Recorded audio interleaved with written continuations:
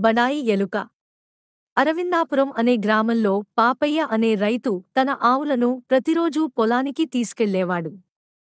ఆ పొలంలో ఉన్న గట్టు ఎండలో ఓ ఎలుక తన పిల్లలతో నివసించేది.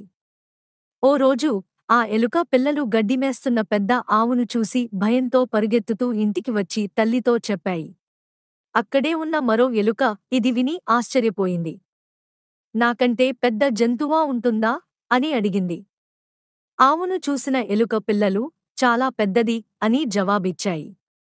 ఆ ఎలుక ఎంతకంటే పెద్దదా అని నిరూపించుకోవడానికి చాలా ఆహారాన్ని తిన్నది.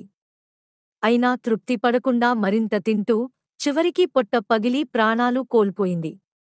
పిల్లలు, ఈ కథ మాకు పెద్ద పాఠం నేర్పుతుంది. బడాయిగా, అతిగా మాత్రం ఆలోచించకూడదు. మీకు ఉన్న సంతోషంతో ఆనందంగా ఉండండి.